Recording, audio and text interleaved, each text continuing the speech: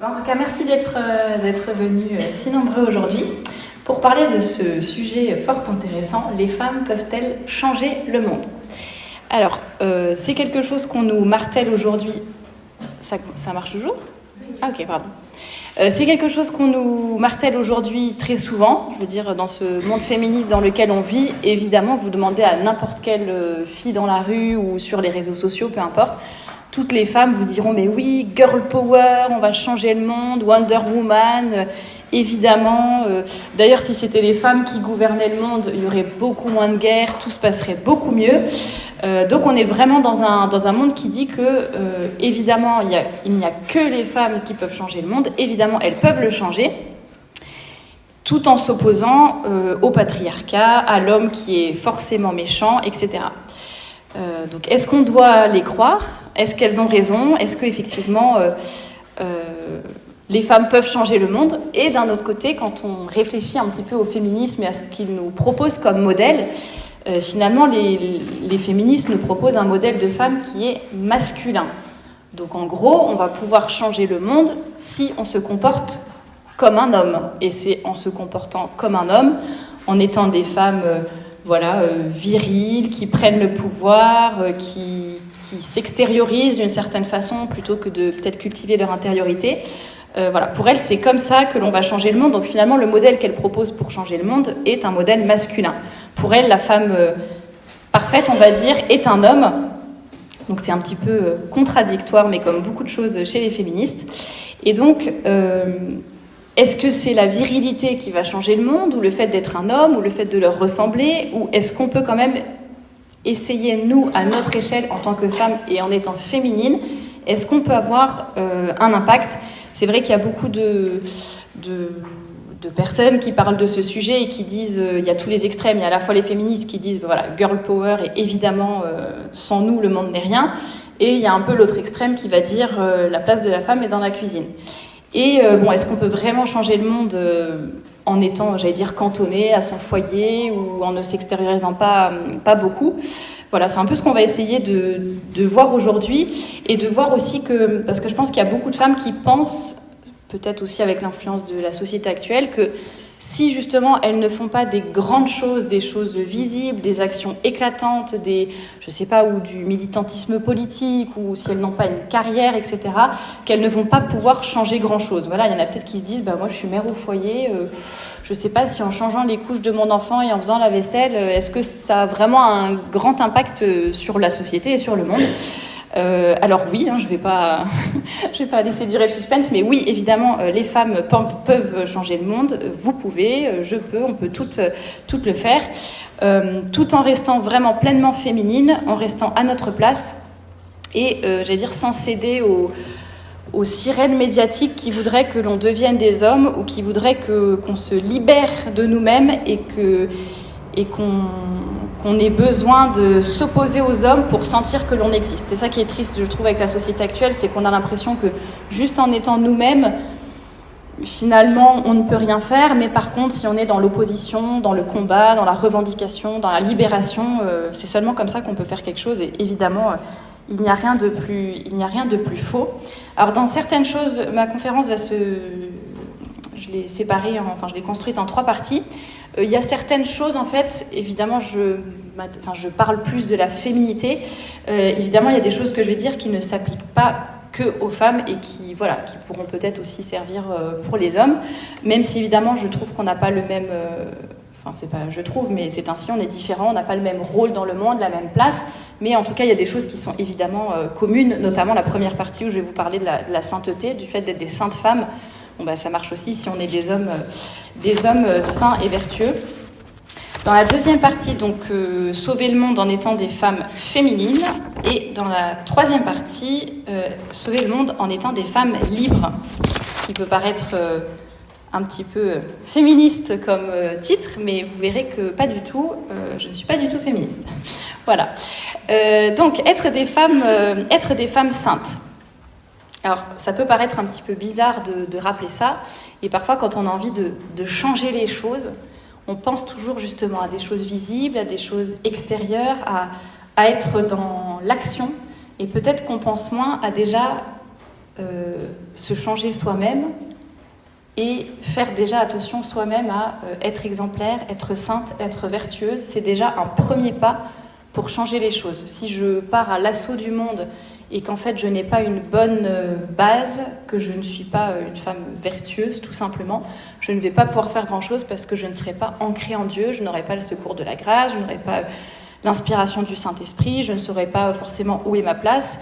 Et tout simplement, voilà, si je ne suis pas en état de grâce et si je ne cherche pas à toujours atteindre mon but qui est donc la sainteté et aller au ciel et tout faire sur cette terre pour atteindre mon but, ça va être compliqué de changer quoi que ce soit en fait, si je ne me change pas moi-même d'abord. Et donc Léon Bloy disait, plus une femme est sainte, plus elle est femme.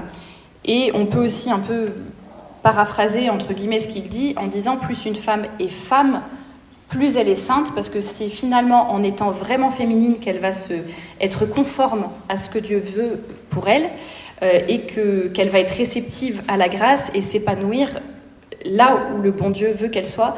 J'en parlais un petit peu hier dans les conférences que je donnais, mais oui, les femmes peuvent faire beaucoup de choses, les femmes peuvent faire énormément de choses que font les hommes, parce qu'on a tendance toujours un peu à caricaturer mon discours en disant c'est comme si les femmes elles étaient trop faibles ou elles n'étaient pas capables de faire ce que font les hommes. En fait, ça n'est pas une question de capacité. Beaucoup de femmes sont parfois aussi fortes physiquement ou aussi fortes moralement ou ont autant de vertus ou voilà, de capacités que les hommes. Mais est-ce que c'est là qu'elles vont faire le plus de bien ? Est-ce que c'est là qu'elles vont le plus s'épanouir et j'allais dire déployer tous leurs dons et tous leurs talents ? Ça n'est pas si sûr. Est-ce que c'est là qu'elles vont vraiment pouvoir justement être conformes à ce que le bon Dieu veut d'elles ? Ça reste à savoir. Donc c'est important d'y penser vraiment et de ne pas perdre de vue notre but ultime qui est d'aller au ciel, et que chaque pas que l'on va faire, chaque choix que l'on va poser doit nous mener un peu plus vers Dieu, y compris des choses qui peuvent peut-être nous paraître insignifiantes.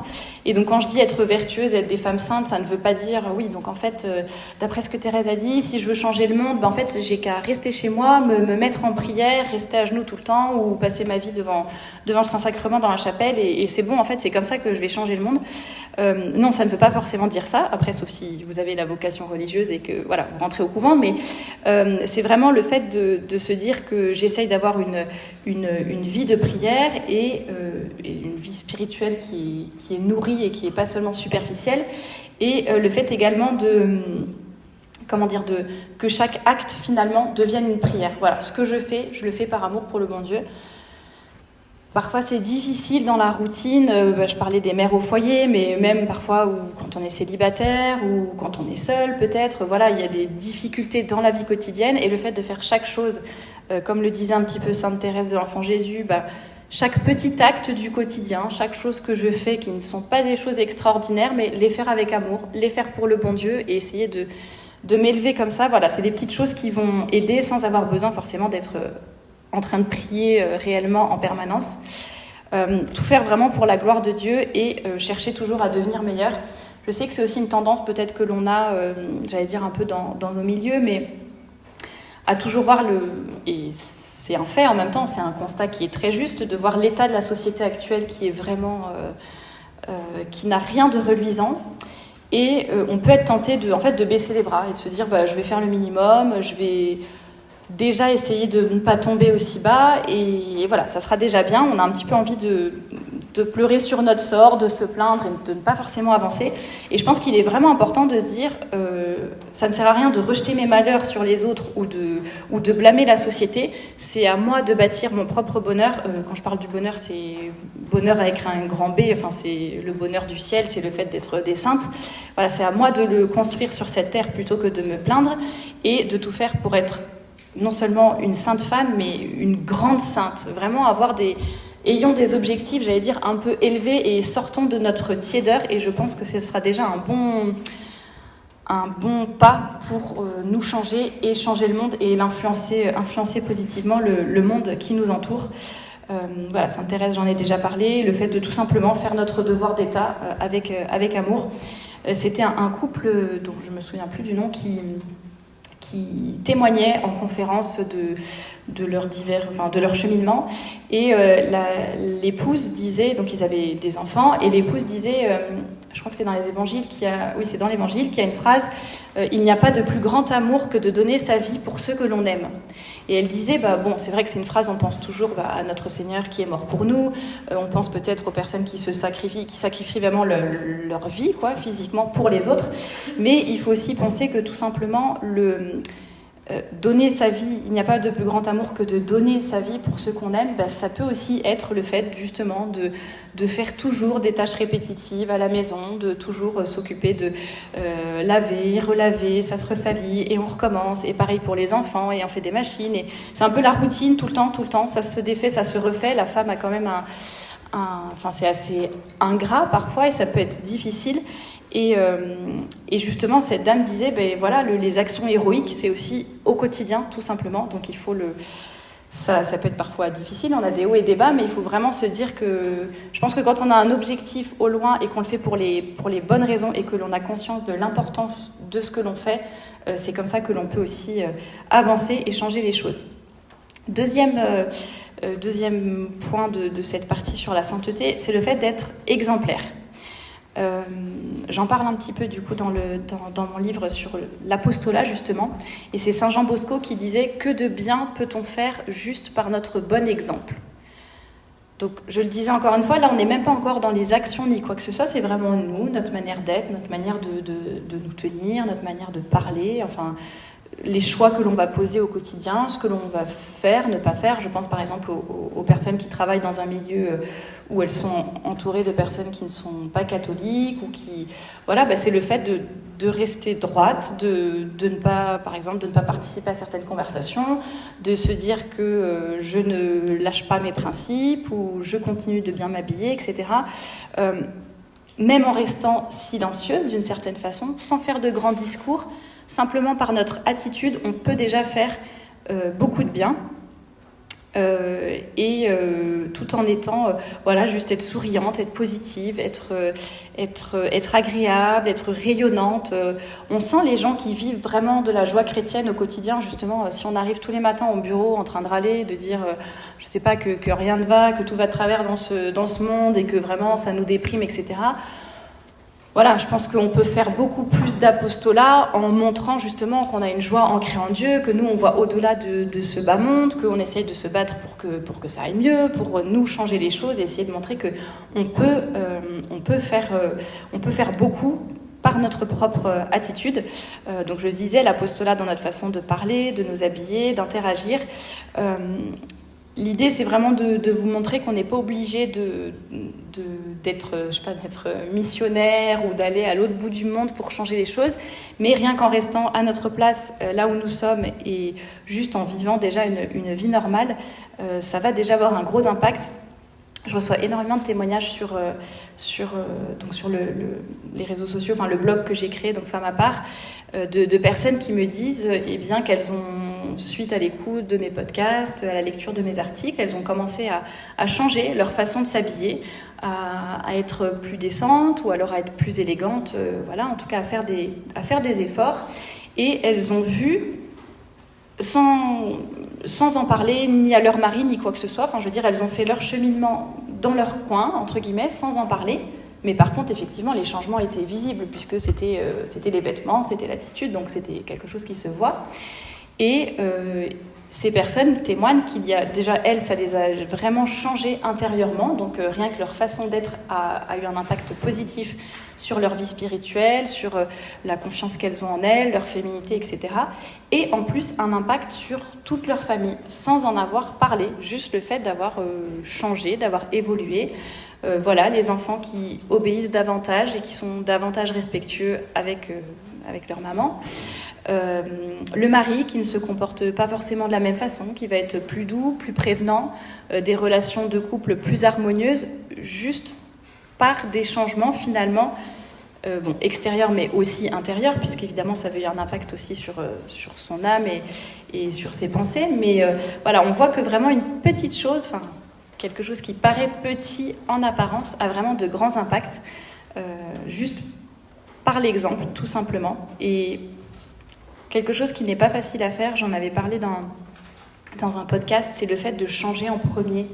Parfois, on a toujours envie, par exemple, si on est marié ou par rapport au monde qui nous entoure, on a envie que ce soit les autres qui changent. Non, mais si eux, ils changent, ok, moi, je ferai des efforts, moi, je progresserai, je m'y mettrai. Et en fait, on a du mal à se dire, allez, je me lance, je me jette à l'eau, je change, et puis on verra bien ce qui se passe. Et avoir le courage, en fait, de faire ces changements, on y va, et on verra bien ce qui se passe. Et puis, ça prendra peut-être du temps, mais ça va avoir un impact positif.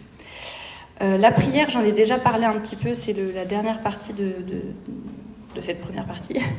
Le fait ça va peut-être paraître basique aussi, mais le fait de prier, en fait, prier pour notre propre conversion, j'allais dire, enfin pour notre propre sainteté, prier pour les gens qui nous entourent, prier peut-être pour les collègues que l'on fréquente tous les jours, pour les gens de notre paroisse, pour les convertis, pour toutes ces personnes qui se perdent dans le monde, je reçois toujours des tonnes d'intentions de prière justement à travers mon blog, ou les personnes qui me parlent, qui se confient à moi, et on se rend compte qu'il y a énormément de personnes qui ont beaucoup de difficultés sur plein de choses, et rien que le fait de prier pour elles, voilà, ça va pouvoir aussi les aider, changer les choses. J'en ai parlé, voilà, des religieuses qui sont cloîtrées, on pourrait se dire, franchement... elles servent à rien, quoi. Elles seraient peut-être plus utiles, je sais pas, au moins en étant institutrice ou infirmière, en se rendant utile à la société. Et non, en fait, par leur prière, elles changent aussi le monde, elles intercèdent pour nous. C'est peut-être grâce à elles qu'on a des grâces particulières, que l'on peut traverser des épreuves avec plus de facilité, etc. Donc, comme je le disais, ça n'est pas être en prière en permanence ou passer ses nuits à genoux à se flageller et voilà, à prier.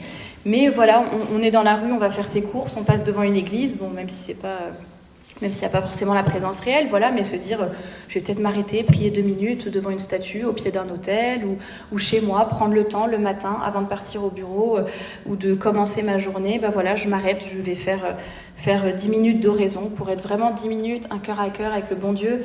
Le chapelet, c'est pareil, c'est la Sainte Vierge qui l'a demandé à Fatima aussi, prier pour la conversion des pécheurs. Ça, c'est un moyen quand même que la Sainte Vierge nous sert sur un plateau d'argent pour changer les choses. Là, s'il y a vraiment quelque chose, une prière à avoir, c'est le chapelet aussi. Et puis, si on ne peut pas faire un chapelet, voilà, on fait une dizaine ou on sépare dans la journée. Hop, on a un petit trajet, on fait déjà une dizaine.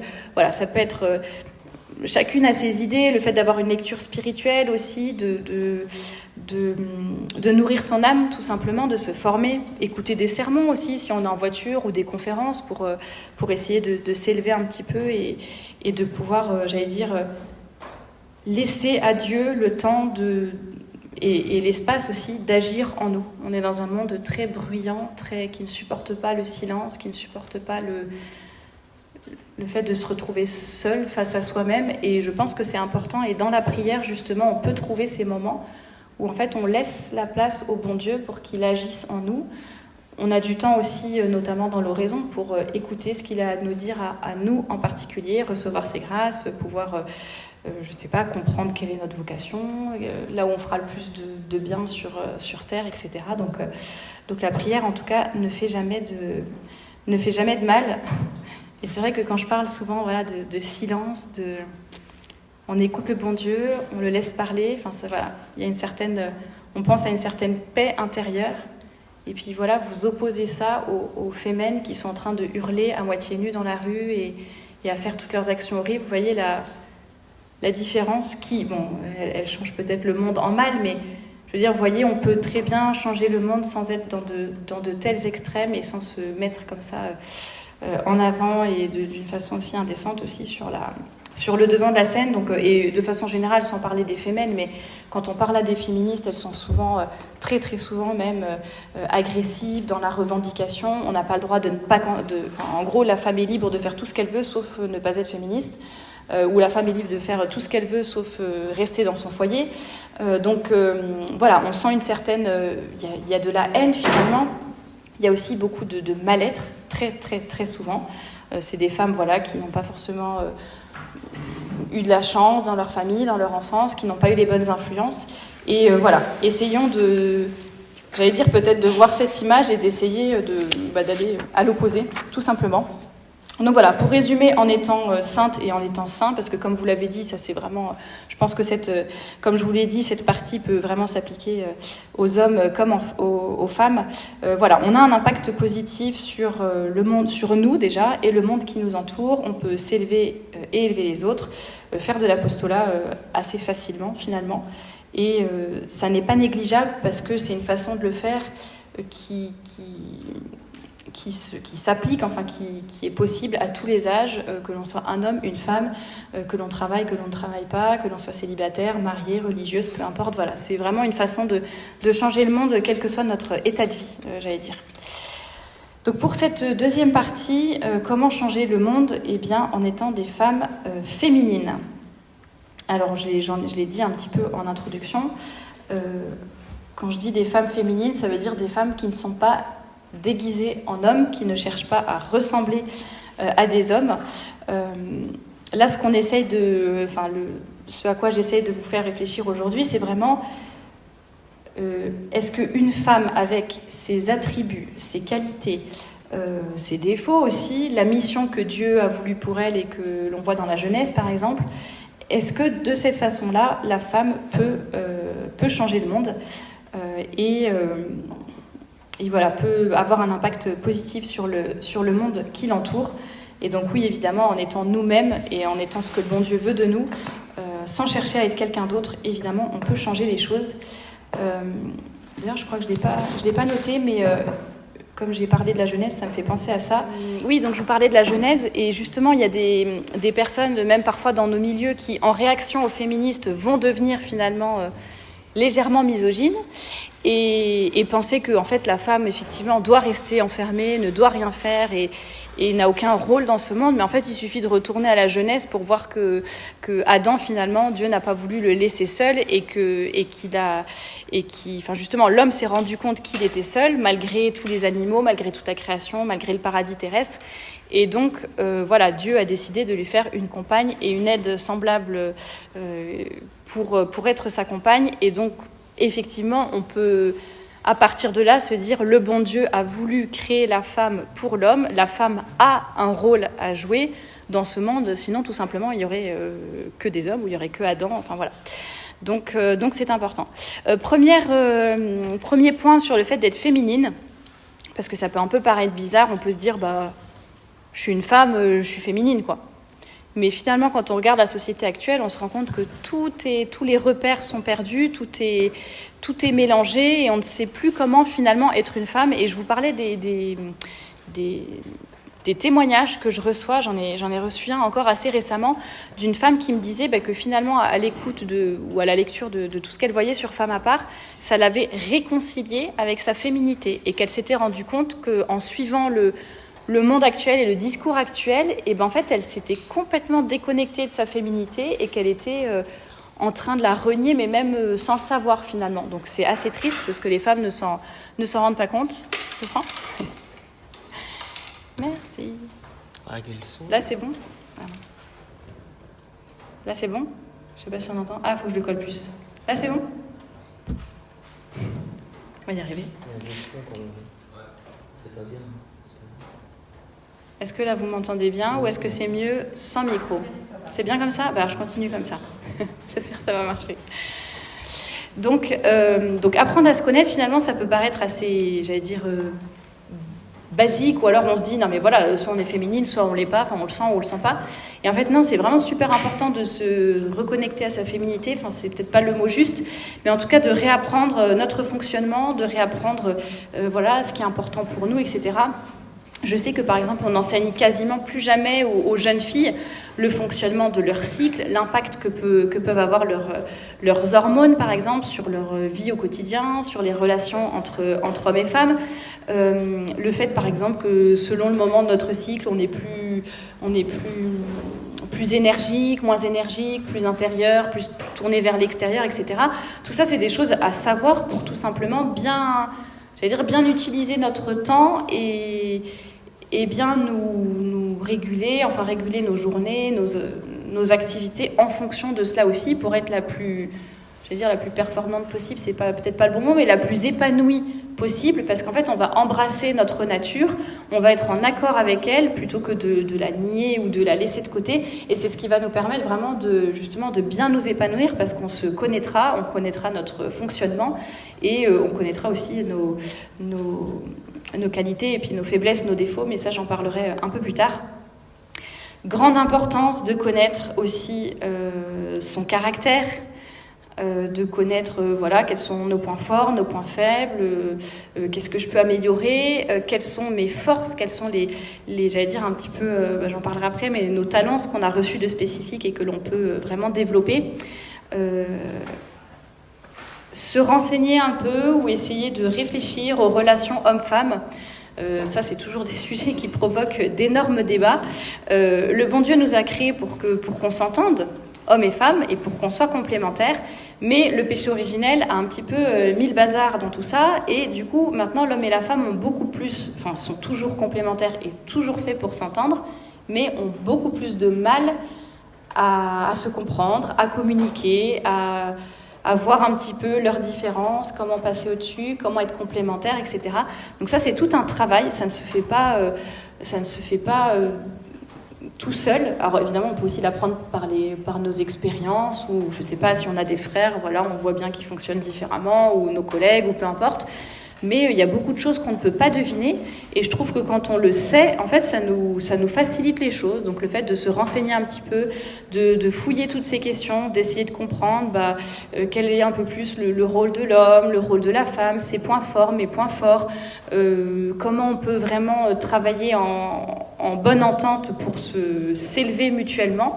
Voilà, c'est des choses vraiment super importantes et qui peuvent s'apprendre dès l'adolescence ou même avant. Avoir vraiment ce regard sur les relations hommes-femmes, pas forcément que dans une optique de mariage ou de couple, mais même dans la vie de tous les jours. Comment je peux être complémentaire à l'homme, comment je peux travailler en bonne entente avec lui, tout simplement. À l'heure actuelle, on est un peu dans la tendance féministe de dire que la femme est toujours parfaite, la femme est géniale, la femme est super, et l'homme, par contre, c'est un bourreau, l'homme, c'est un horrible jouet du patriarcat qui veut nous oppresser. Je le dis avec beaucoup de guillemets, bien sûr, et d'ironie. Mais voilà, c'est ce qu'on entend tout le temps, alors que si on se connaissait mieux nous-mêmes, et si on connaissait mieux les hommes aussi, on serait beaucoup plus heureuse, et on pourrait vraiment apporter quelque chose de spécifique au monde. Je parlais des témoignages que je reçois, mais il y en a par exemple qui me disent que avant de découvrir Femme à part ou d'écouter tout ça, elles étaient un petit peu dans le monde ou très féministes, et elles sentaient que c'était un déchirement par exemple d'aller travailler et de laisser les enfants à une nounou, à la crèche. Et elles me disent, en fait, là, c'est bon, j'ai osé. En fait, ça m'a confortée dans l'idée que, en fait, j'avais raison et j'ai tout à fait le droit de rester près de mes enfants, et que, ce soit mon mari qui travaille et qui nourrisse la famille, et que moi, je m'occupe du foyer, des enfants, etc. Et en fait, les femmes, à l'heure actuelle, ne comprennent pas que c'est là qu'elles peuvent faire le plus et le plus de différence, et qu'elles auront le plus d'impact positif. Parce que on leur a bassiné que pour exister, pour avoir de l'importance, il faut avoir une carrière. Pour avoir de l'importance, il faut surtout ne pas être dépendante d'un homme, d'un mari, d'un père, ou peu importe. Et c'est ça qui fait beaucoup de mal à la société. Et toutes ces femmes qui font le pas de changer, et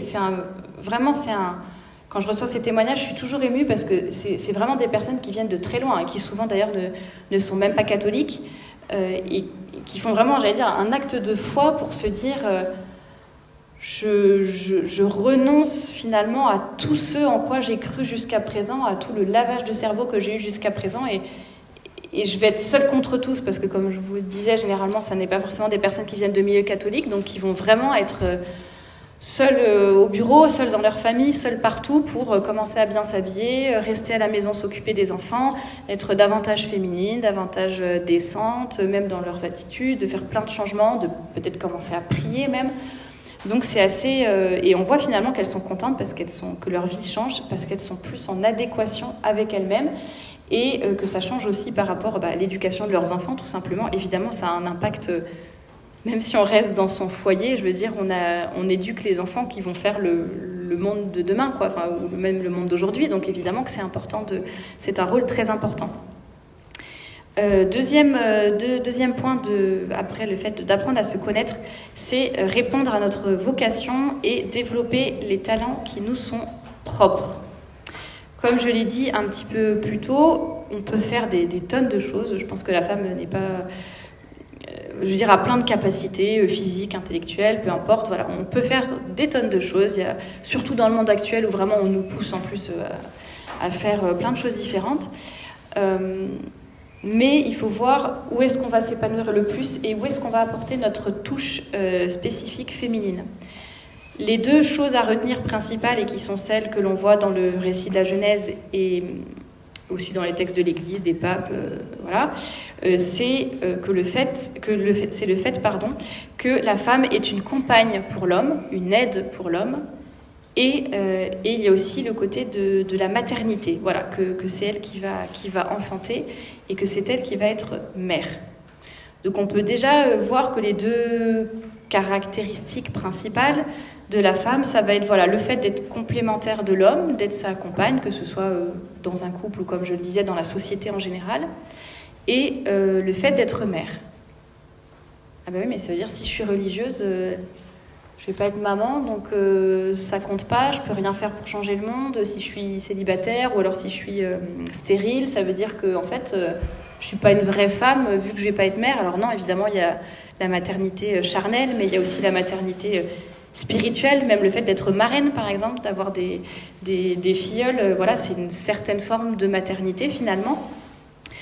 Donc voilà, tout le monde n'est pas forcément appelé à être mère physiquement, mais en tout cas la maternité est inscrite au cœur de la femme. Je vous parlais du cycle féminin tout à l'heure, mais il y a quand même notre corps tous les mois qui se prépare à accueillir la vie.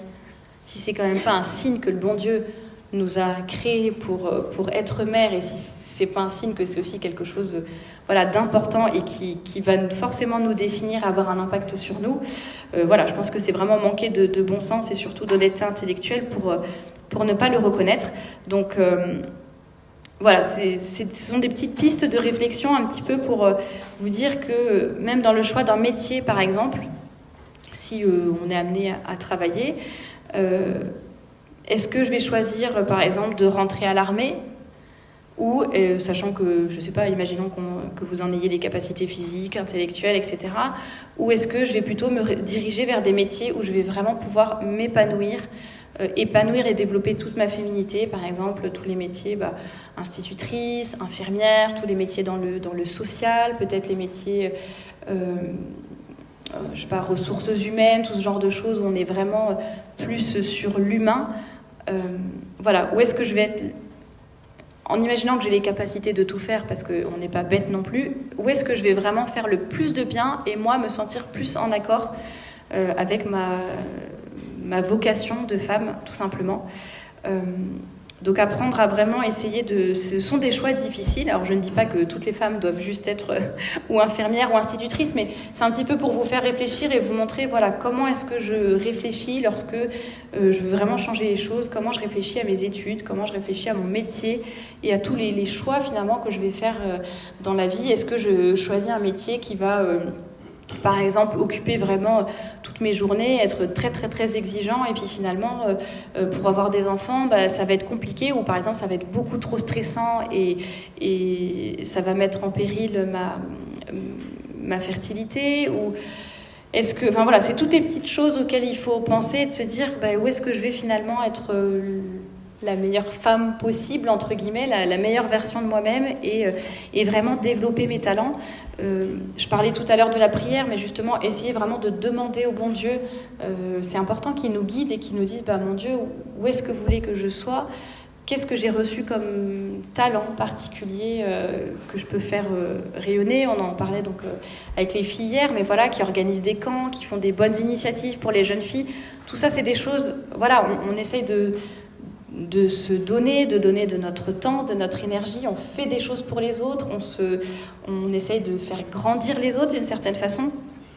C'est une forme de maternité finalement aussi, même si ce ne sont pas leurs enfants à elles, mais c'est une forme finalement de maternité et c'est là aussi qu'on peut le plus s'épanouir. Et et compagne pour l'homme. Alors bon, ça c'est après à chacune de voir au quotidien. Je pense que le plus facile à comprendre, c'est quand on est pour les femmes qui sont mariées, mais même quand on est célibataire ou quoi que ce soit, je veux dire, dans tous les domaines, on peut être complémentaire à l'homme, les aider à être, rien que le fait d'être féminine, finalement, ça va les aider aussi à être vraiment viril. Le fait d'être décente, etc., dans notre habillement, ça va les aider à rester forts, à rester chastes. Voilà, on a 1000 façons, même quand on n'est pas marié, d'aider les hommes finalement, et en étant vraiment féminine et en développant nos talents surtout.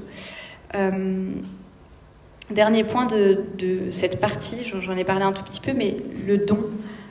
La femme est vraiment faite pour le don. C'est vraiment une des caractéristiques féminines. Voilà, la douceur, le don, la générosité, l'attention aux autres. J'en parlerai un petit peu. Il ne faut pas que je dépasse trop sur mes parties, mais non, je crois que j'en ai pas forcément parlé après. La sensibilité, je vais un tout petit peu en parler maintenant, mais la sensibilité féminine peut avoir à la fois être une grande qualité et en même temps un grand défaut. Et justement, c'est sur ce genre de choses que l'on doit travailler. À la fois une grande qualité parce que justement, la sensibilité féminine fait que la femme va être peut-être plus attentive. Je sais pas, par exemple, dans un repas comme ça, tous ensemble, la femme va plus faire attention aux autres, va plus se rendre compte qu'il y a quelqu'un qui est un peu à l'écart et qu'il faut peut-être aller lui parler, ou va plus se rendre compte que, tiens, il y a quelqu'un qui manque de quelque chose, ou qui n'a pas assez à manger, ou je sais pas, quelqu'un qui ne dit rien, qui ne pleure pas, mais la femme va sentir que quand même il y a une préoccupation, il y a quelque chose, voilà, alors que l'homme les hommes généralement vont beaucoup moins voir ou ah bon elle a un problème dans sa vie, ah bon non elle a rien dit, c'est qu'il y a rien quoi, voilà. Donc il y a évidemment beaucoup de qualité à cette sensibilité. Ça nous permet aussi peut-être d'être plus tourné vers l'autre, de capter certaines choses et du coup de suivre un peu notre intuition pour aider, pour nous mettre au service des autres, pour aider à ce que tout se passe bien. Que ce soit, j'allais dire, dans le cercle privé ou dans un cercle plus, par exemple, ce genre d'événement. Et sans oublier, évidemment, que la sensibilité peut nous donner également de grands défauts. Mais du coup, ça, j'en parlerai dans la partie d'après. Mais là, c'était vraiment pour vous dire, et en même temps, il faut trouver l'équilibre, ne pas se dire, je suis une femme, je dois me donner aux autres, donc je m'oublie complètement, je ne prends pas soin de moi, je ne vis pas pour moi. Enfin, voilà, c'est toujours service des autres, tout le temps. Non, voilà, il faut être, se donner aux autres, ça ne veut pas dire s'oublier. Je dois quand même rester ancrée en Dieu. Je suis une personne à part entière. Je n'existe pas par procuration. Il n'y a que les hommes qui existent en tant que tels. Et nous, la femme, on doit vraiment s'effacer, ne pas exister, ne pas avoir de personnalité. Non, ça n'est pas du tout ça. Au contraire, on a besoin de femmes fortes, mais qui sont vraiment fortes. Courageuse, je veux dire pas forte dans le sens où la société l'entend et la femme qui écrase tout le monde, mais la femme justement qui est courageuse, qui est droite, qui sait prendre de bonnes décisions et qui cherche toujours à s'améliorer et à élever les autres également. Donc voilà, l'attention aux plus faibles, aux plus démunis, et d'ailleurs c'est sûrement pour ça qu'il y a... les féministes qui m'écoutent ou qui m'écouteront peut-être hurleront quand je dirai ça, mais c'est vrai que la femme est davantage faite pour tous les métiers du social. On essaye d'instaurer des quotas pour dire qu'il faut qu'il y ait plus de femmes ingénieures. Il n'y a certainement pas assez de femmes ingénieures parce que c'est le patriarcat, c'est la faute des hommes encore une fois, c'est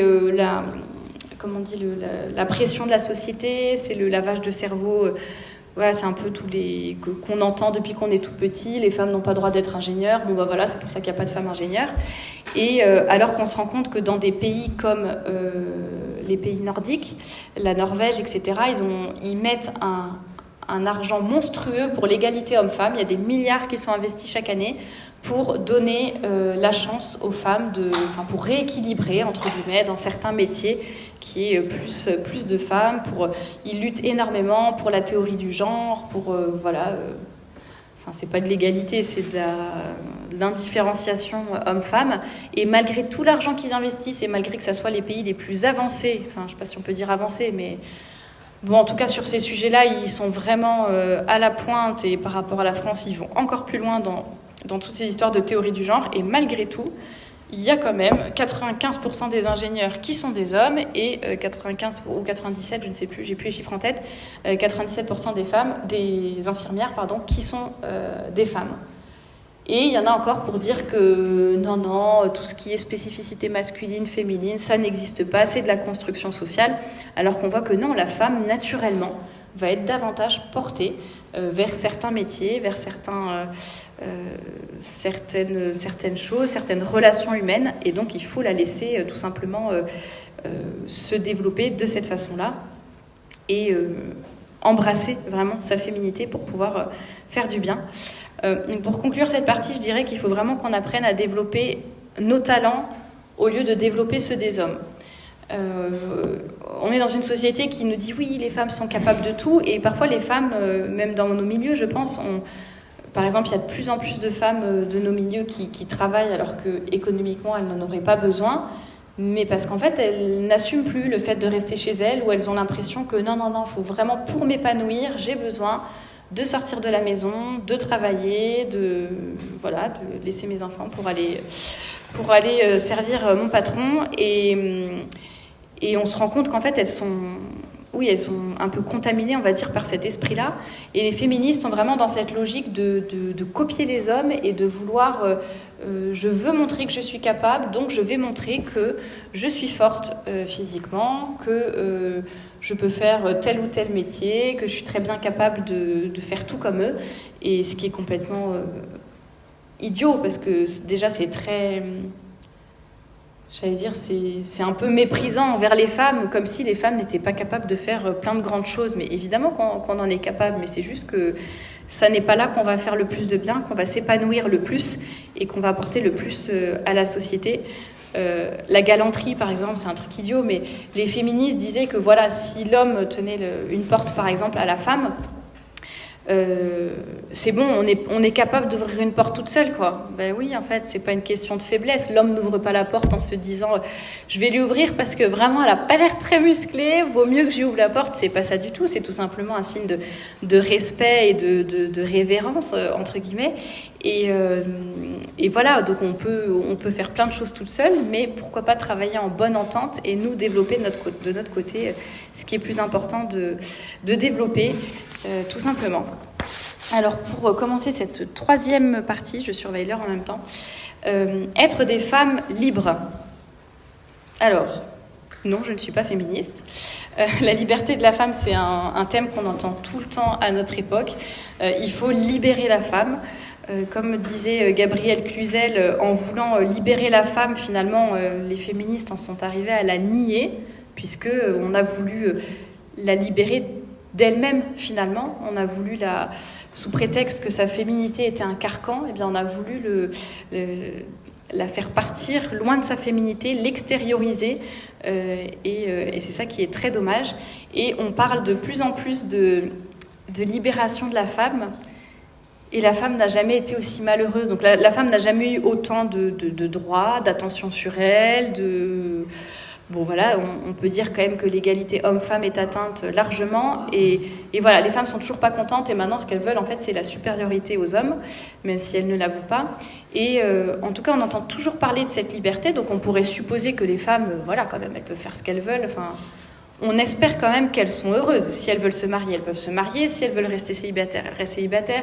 Si elles veulent ne pas avoir d'enfants, même congeler leurs ovocytes et en avoir à 60 ans, il n'y a pas de problème, elles peuvent le faire. Enfin, je veux dire, il y a vraiment une liberté sur tous les plans qui, malheureusement, nous amène à beaucoup de choses immorales. Mais en tout cas, je veux dire, si on met de côté la foi ou la morale, en soi, elles ont tous les droits qu'elles veulent. Et toute la liberté qu'elles veulent... Malheureusement, elle l'utilise à mauvais escient, mais voilà. Et par exemple, pour donner juste l'exemple de la liberté vestimentaire, par exemple, toutes les femmes peuvent s'habiller comme elles veulent, a priori, et c'est marrant, elles sont toutes habillées en jean et en basket. Pourtant, c'est la libération de la femme, c'est chacune doit s'exprimer et faire ce qu'elle veut. Et il suffit d'aller à la sortie d'un lycée ou même quand vous, je sais pas si vous faites attention, quand vous faites vos courses ou je sais pas quoi, moi j'ai fait toujours attention, mais très souvent il y a des familles entières qui sont papa, maman, les enfants, filles, garçons, tout le monde en jean avec un t-shirt et avec plus ou moins les mêmes baskets. Et on se dit, il n'y a plus aucune identité, il n'y a plus aucune différence. Et soi-disant, c'est la libération, mais en fait, on fait tous pareil. En fait, c'est libérez-vous, mais dans un certain sens. Donc, vous êtes libre de tout faire, sauf, comme je le disais au début, sauf ne pas être féministe, ça, c'est pas possible. Rester au foyer, bon, ça, elle commence un petit peu à lâcher du lest là-dessus et à admettre que les femmes, éventuellement, si vraiment elles en ont envie, ok, on va admettre qu'elles restent au foyer, mais c'est vraiment presque sous condition.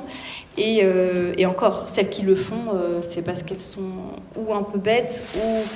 Bon, les pauvres, elles sont encore le jouet du patriarcat et elles ont encore toute voilà, c'est encore la pression de la société, mais sinon elles le feraient pas. Mais bon, ok, on tolère. Donc c'est un petit peu l'état d'esprit. Donc c'est un peu, on est libre, mais que dans un certain sens. Et en fait, c'est vraiment important de comprendre que la liberté, ça n'est pas de faire ce que l'on veut, mais de choisir volontairement de faire le bien, de choisir d'être conforme à la nature que Dieu nous a donnée et de choisir, oui, de faire le bien. Et c'est, voilà, la vérité vous rendra libre. C'est pas faites ce que vous voulez et ça vous rendra libre, c'est la vérité. Et donc voilà, mon titre, être des femmes libres, c'est libre d'être des femmes féminines et saintes, tout simplement. Ayons cette grande liberté, justement, dans ce monde qui nous dit de faire ce que l'on veut. Assumons pleinement le fait d'être d'être féminine, d'être catholique, d'avoir certaines valeurs, d'accepter certaines choses mais d'en refuser d'autres et d'avancer et d'assumer pleinement. D'ailleurs, c'est peut-être un côté un peu positif, hein. Je pense notamment au côté vestimentaire. Très longtemps, les cathos ont été un peu catalogués dans certaines cases où voilà, les cathos ils sont coincés, les cathos s'habillent comme des sacs à patates. Il y avait vraiment, je pense, un assez grand écart presque visuel, enfin je veux dire, si on voyait un catholique dans la rue, on pouvait le pointer du doigt ou dire que c'était un catholique ou un tradi, alors qu'à l'heure actuelle, les modes nous permettent quand même d'être vraiment féminines, élégantes et décentes, sans forcément trop sortir du lot. Je pense que vous êtes peut-être quelques-unes ici, a priori, à ne pas faire vos robes vous-même et à trouver dans le commerce quand même des choses, bon ça n'est pas forcément facile, mais je veux dire, voilà, c'est pas des robes que vous trouvez dans des vides-greniers ou quoi que ce soit, c'est dans les magasins actuels. Donc je veux dire, il y a un côté positif pour nous, c'est que du coup, bon, il y a quand même un certain choix et si on le fait de la bonne façon et qu'on reste élégante et jolie, il n'y a aucune raison que les gens nous pointent du doigt ou disent « Ah, ça c'est des cathos qui savent pas s'habiller » ou quoi que ce soit. Premier point que je voulais aborder dans cette partie, c'était surtout donc liberté d'être des femmes saintes et féminines et donc se libérer de nos défauts. Ça, je pense que c'est très important. J'ai parlé de la sensibilité tout à l'heure, plutôt du côté du point de vue positif, mais notre sensibilité peut aussi nous jouer beaucoup de tours, nous rendre trop, peut-être, voilà, on va se vexer, peut-être trop rapidement.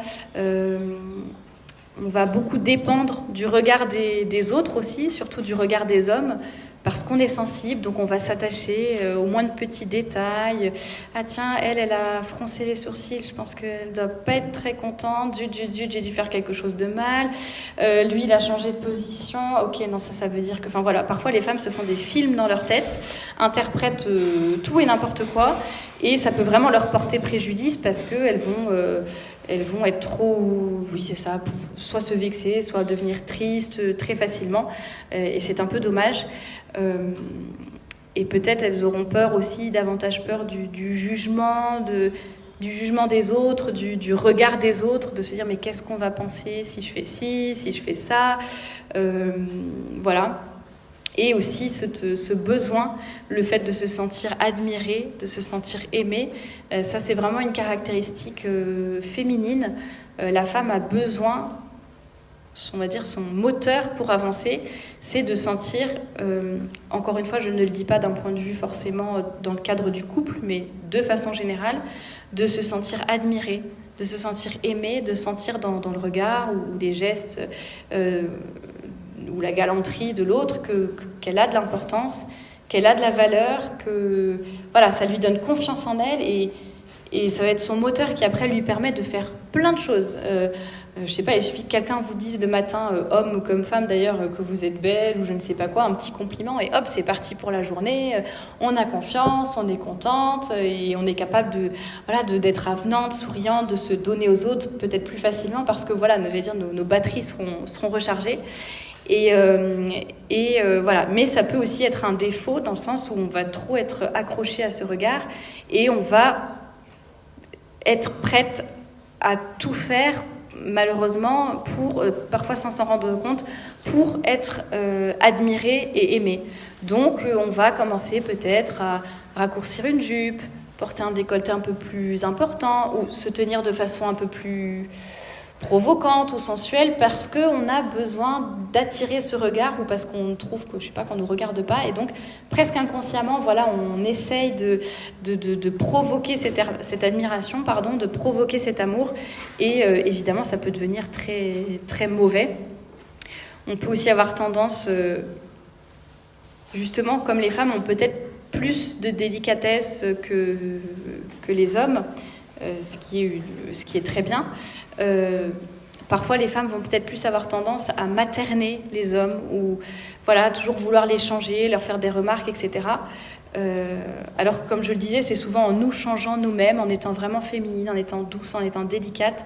Très souvent, il y a beaucoup d'hommes qui, sans qu'on ait besoin de rien leur dire, vont changer naturellement parce qu'en présence d'une femme féminine, sainte aussi, enfin en tout cas qui tend à la sainteté, ils vont aussi avoir envie d'être vraiment virils, de bien se tenir, entre guillemets, de mériter l'amitié ou l'amour de cette femme. Et donc évidemment, voilà, ça peut faire beaucoup de choses. C'est une émulation qui est vraiment positive. Donc voilà. Donc essayons de prendre conscience peut-être de nos défauts ou des petits travers dans lesquels on peut tomber pour essayer de nous élever et d'élever aussi les hommes. Et justement, on voit que les féministes à l'heure actuelle finalement se complaisent un peu dans leurs défauts. C'est un petit peu, si on leur dit quoi que ce soit, en fait c'est la faute des hommes et ça n'est pas la leur. Il n'y a plus aucune responsabilité. C'est je fais ce que je veux quand je veux et si ça déplaît à quelqu'un, et ben tant pis. Par exemple pour la question vestimentaire, c'est je m'habille comme je veux. Si ça dérange l'homme, en fait, il n'a qu'à regarder ailleurs. C'est son problème. Voilà, on ne prend plus nos responsabilités de nous dire je ne suis pas seule en ce monde, je dois aussi élever les autres et je vis en société. Et donc, j'ai mes propres responsabilités. On ne peut pas toujours rejeter les responsabilités sur les autres. Deuxième chose que je voulais vous dire, c'était le fait d'être des femmes libres, dans le sens des femmes qui assument leur féminité et leur choix. Je sais que c'est assez difficile à l'heure actuelle.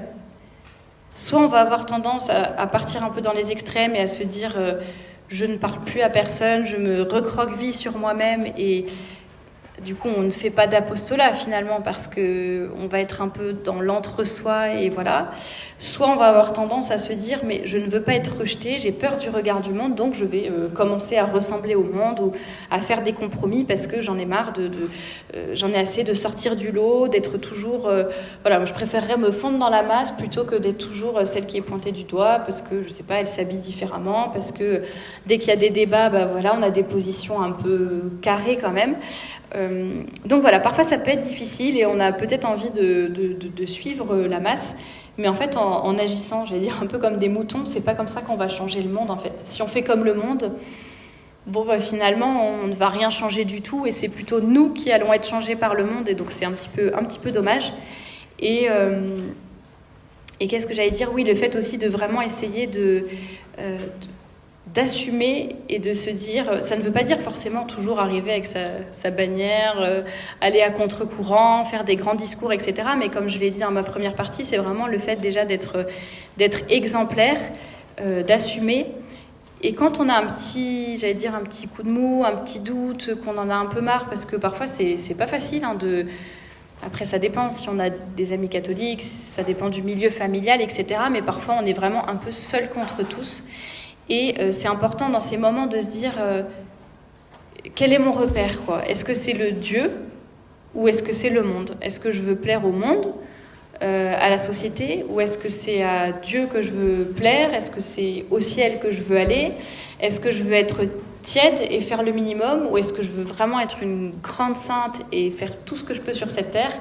Voilà, je vous laisse chacune répondre à cette question, mais voilà, je pense que c'est important de remettre les choses en perspective quand on sent qu'on est peut-être un petit peu découragé et de se dire non, j'assume, je sais que c'est là qu'est la vérité, c'est là que je veux aller. Et d'ailleurs ça m'amène à ma troisième partie, c'est justement le fait de se former pour ne pas être déformé. Donc on a beau, bon après je pense qu'il y a un peu toutes les situations peut-être parmi vous, mais voilà, il y en a qui sont catholiques et qui ont entendu plein de bonnes choses depuis qu'ils sont enfants. Il y en a d'autres qui se sont convertis plus ou moins tard. Il y en a peut-être qui s'étaient éloignés de la religion qui reviennent. Il y en a qui étaient peut-être catholiques, pratiquants, mais je ne sais pas, pour les questions vestimentaires ou pour d'autres questions, bon bah ça leur passait un petit peu au-dessus ou voilà, moi par exemple c'était mon cas, j'ai toujours été catholique, mais question vestimentaire, voilà, c'était pas toujours le top. Mais voilà, on a tous des parcours différents. Et quel que soit notre parcours, je pense qu'il est vraiment important, surtout dans une société qui fait du lavage de cerveau en permanence, et même sans ce lavage de cerveau, j'allais dire rien que l'exemple des autres, le fait de côtoyer les autres, voilà, on ne peut pas s'isoler complètement, on est dans le monde, sans être du monde, mais on est dans le monde. Il est hyper important vraiment de se former, se cultiver, apprendre à réfléchir par soi-même, apprendre à déjouer un peu, j'allais dire, les pièges des médias, des réseaux sociaux, ne pas se laisser déstabiliser, ne pas se laisser manipuler par tous ceux qui veulent nous faire quitter le droit chemin et vraiment essayer de...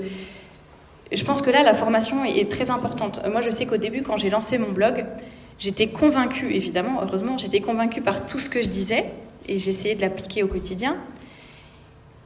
Et en fait, à la publication de certains articles ou sur les réseaux sociaux, évidemment, ça occasionnait toujours des débats. Et en fait, c'est grâce à tous ces débats, c'est grâce à ces détracteurs, c'est grâce à toutes les personnes qui ont été peut-être méchantes, agressives ou qui étaient contre moi, ou enfin surtout plutôt, j'allais dire, contre mon discours.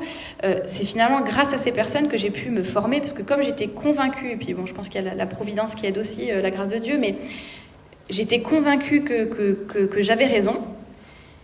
Par contre, je ne savais pas comment répondre à certains arguments. Je me disais non, je sens qu'il y a quelque chose qui ne va pas, mais non, c'est pas la bonne voie. Et du coup, tout ça, ça m'a appris vraiment à me former, à beaucoup lire, à trouver des arguments, à essayer de chercher, par exemple, par rapport au pantalon, historiquement, que dit l'Église, et dans l'histoire, comment ça s'est passé. Et voilà, essayer de tout chercher, de se former. On me reproche parfois de trop parler de féminisme, par exemple, sur ma chaîne. Bon, on a compris, t'es pas féministe, maintenant ça suffit. Et en fait, non, parce que je m'aperçois encore dans certains commentaires, dans certains débats, qu'il y a des choses qui ne sont pas claires. Et c'est une idéologie qui est tellement partout et qui nous inonde sans même qu'on s'en rende compte, qu'au contraire, c'est très important de répéter certaines choses, de décortiquer leur discours, de montrer là où elles ne sont pas logiques, là où elles ont tort, là où tout simplement elles vont à l'encontre du bon sens, de la nature ou de la foi. Voilà, c'est important d'avoir ce regard critique pour ensuite pouvoir le déjouer, ne serait-ce que voilà, si on doit participer à certains débats ou pour nous-mêmes être convaincus. Pourquoi aussi j'ai lancé Femme à part au début, c'est que j'avais un peu changé complètement de garde-robe de façon très... Je pense qu'il y avait l'inspiration du Saint-Esprit, mais par contre, il n'y avait aucune... C'est-à-dire, j'ai vraiment changé du jour au lendemain. J'ai arrêté de porter des pantalons, notamment, du jour au lendemain. Mais par contre, j'étais pas convaincue au fond de moi. C'est-à-dire, je le faisais parce qu'on me le demandait, je le faisais parce que je me disais... voilà, les prêtres qui en parlent, etc., ils sont quand même... voilà, ils ont une certaine autorité, je pense qu'ils ont fait plus d'études que moi et ils connaissent le sujet certainement mieux que moi, donc je le fais. Et c'était un peu, j'allais dire, humiliant d'une certaine façon parce que je ne comprenais pas, donc c'était vraiment me soumettre à cette autorité. Mais je le faisais volontiers, mais par contre sans comprendre du tout.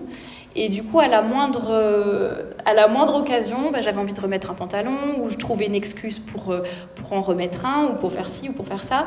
Et voilà, alors que maintenant, quand on est vraiment convaincu, je pense que, quelle que soit notre vie, et même si on est un peu lâché dans le monde, et même si on est entouré de personnes qui ne sont pas catholiques, ou qui ne partagent pas les mêmes valeurs que nous, eh bien, le fait d'être vraiment formé et de savoir pourquoi on fait les choses, là je parle de vêtements, mais ça peut être par rapport à notre foi, à notre féminité, toutes ces choses-là, finalement ça va nous fortifier, nous encourager, nous aider dans les débats et aussi nous aider à rester fortes et à avancer vraiment avancer sur le droit chemin et sans dévier, parce que voilà, malheureusement on prône la liberté partout, comme je le disais à l'heure actuelle, mais c'est la liberté seulement dans un certain sens, quoi.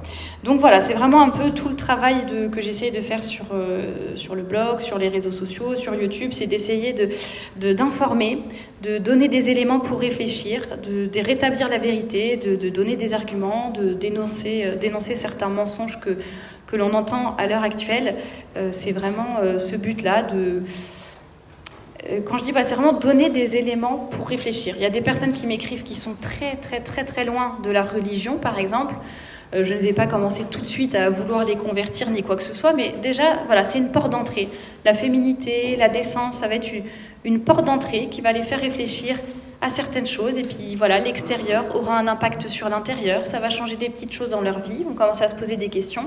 Et il y en a beaucoup qui m'écrivent et qui me disent qu'elles se sont reconverties ou converties tout court ou rapprochées du bon Dieu à la suite d'un changement vestimentaire. Alors moi, au début, la première fois que j'ai reçu ce genre de témoignage, j'étais vraiment un peu déstabilisée parce que je me disais, mais qu'il n'y a rien à voir, mais moi je parle de la foi, mais je veux dire, je convertis pas les gens, je fais pas de l'apologétique, mais voilà, je parle de vêtements, et en fait, c'est là que je me suis vraiment rendu compte de l'impact que ça pouvait avoir.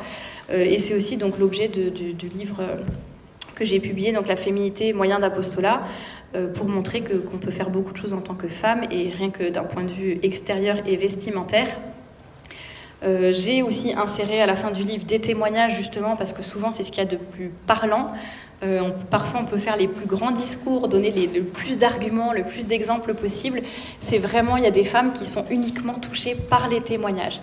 Et quand elles lisent que d'autres femmes leur disent écoutez, moi au début je me moquais de vous, je trouvais ça inutile, je trouvais ça exagéré, et je riais, et puis on se moquait de vous sur d'autres groupes avec d'autres femmes.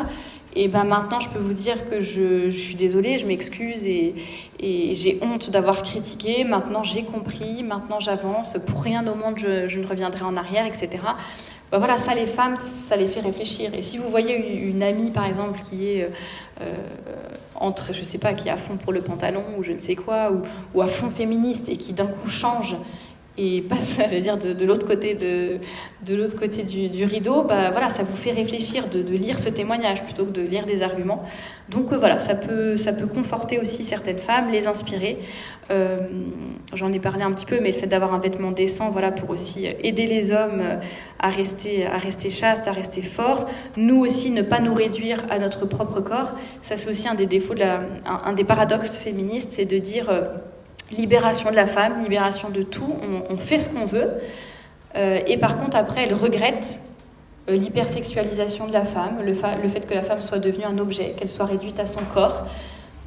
D'un autre côté, autre paradoxe, dans le paradoxe, c'est que elles vont être très vexées si une femme dans la rue est sifflée parce qu'elle porte une jupe. Par contre, la pornographie, par exemple, elles ne vont pas du tout en parler, elles ne vont pas du tout lutter contre, or que si c'est pas contre la liberté et la dignité de la femme, je ne sais pas ce que c'est. Donc encore un petit paradoxe, mais essayons de ne pas nous réduire à notre corps. Nous sommes un corps, mais nous sommes aussi une âme. Ça ne veut pas dire qu'il faut négliger notre corps. C'est tout l'intérêt du blog aussi, c'était de montrer qu'il y avait un équilibre entre l'élégance, la décence, c'était possible. Beauté et modestie sont tout à fait compatibles, d'où la création après de ma marque de vêtements, et vraiment essayer de voir au-delà de voir plus loin que le bout de notre nez et de nous dire, même moi, avec mes petites actions, mes petits pas, entre guillemets, déjà ma sainteté au quotidien, la façon dont je m'habille, la façon dont je me tiens, la façon dont j'interagis avec les hommes, dont je me positionne, tout ça, que ça nous aide à renouer avec notre féminité. Et aujourd'hui, on a un peu tendance à dire que fais ce que tu veux de ta vie, fais ce que tu veux de ton corps, c'est ça qui te rendra heureuse. En tout cas, c'est le discours féministe, et on s'aperçoit que finalement, comme l'a dit notre Seigneur, c'est la vérité qui nous rendra libres, et n'oublions pas que la vérité est exigeante. Pour conclure, je terminerai sur deux citations. Une citation d'abord de Sainte Catherine de Sienne qui disait « Soyez ce que Dieu veut que vous soyez et vous mettrez le feu au monde ». Et j'aime bien cette citation parce que, elle dit pas seulement soyez féminine et puis vous serez des saintes. Là, c'est vous mettrez le feu au monde. C'est quand même, ça montre bien qu'on peut changer le monde et qu'on peut faire beaucoup de choses. Prendre nos responsabilités, tout simplement, plutôt que nous positionner comme des éternelles victimes, comme la société le voudrait. Avoir le courage de nous changer pour ensuite changer les autres. J'allais dire sans même le vouloir, de façon très naturelle, et de voir que parfois même les petits pas, alors après on peut aussi être appelé à faire de plus grandes choses, hein. Il y a eu Sainte Jeanne d'Arc, il y a eu Sainte Jeanne de Chantal, il y a eu des grandes reines, il y a eu Sainte Hildegarde, voilà, il y a eu aussi des femmes qui ont eu des destins peut-être plus éclatants et plus visibles, mais en tout cas ayons aussi conscience que nous, à notre petite échelle, on peut aussi faire beaucoup de bien. Et je terminerai par une citation de l'imitation de notre Seigneur Jésus-Christ. « Celui qui marche dans la vérité ne craindra nulle attaque. Si la vérité vous délivre, vous serez vraiment libre et peu vous importeront les vains discours des hommes. » Voilà.